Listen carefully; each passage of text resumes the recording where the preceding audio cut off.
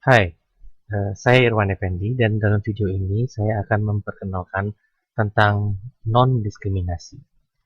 Apa itu non-diskriminasi? Kalau kita bicara non-diskriminasi, sudah pasti kita bicara ada diskriminasi, baru ada non-diskriminasi. Nah, diskriminasi ini adalah suatu rasa. Jadi itu bukanlah suatu cara berpikir, bukanlah suatu perbuatan, bukan suatu cara bicara. Jadi itu adalah rasa, apa yang Anda rasakan, ya. Jadi diskriminasi itu adalah perasaan. Perasaan yang seperti apa? Ya. Apakah ketika kita merasa orang itu beda dari saya, itu adalah suatu diskriminasi? Itu tidak seperti begitu. Jadi diskriminasi itu spesifiknya adalah ketika kita merasa ada sesuatu, ya, atau seorang atau apalah gitu yang secara keseluruhan, jadi segala-galanya lebih, ya, jadi di atas kita atau segala-galanya di bawah kita, ya. Nah, itulah baru yang dinamakan diskriminasi. Jadi sebagai contoh, kalau saya mengatakan, oh, si A lebih pintar matematika dari saya, itu bukan diskriminasi.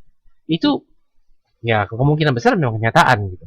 Akan tetapi kalau saya mengatakan bahwa saya tidak bisa eh, dibandingkan sama sekali dengan si A, jadi si A itu lebih, ya, si A itu superior dalam segala hal dibanding saya.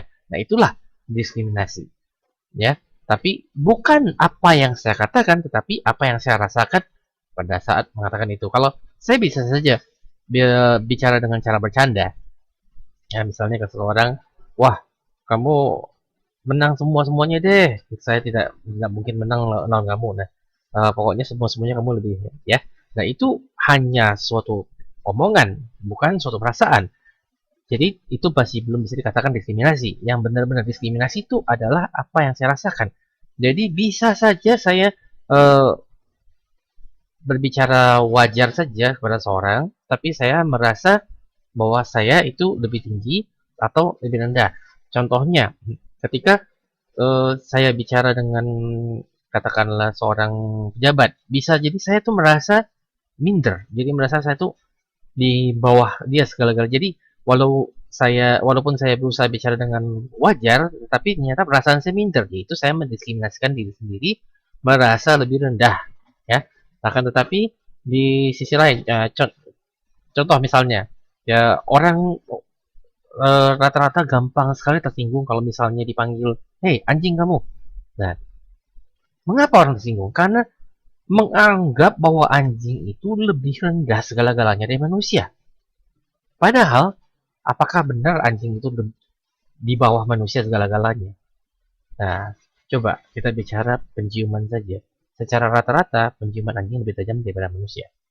Jadi tidak bisa dikatakan bahwa anjing itu kalah segala-galanya daripada manusia. Nah, jadi perasaan-perasaan seperti itulah yang dikatakan dengan diskriminasi. Nah,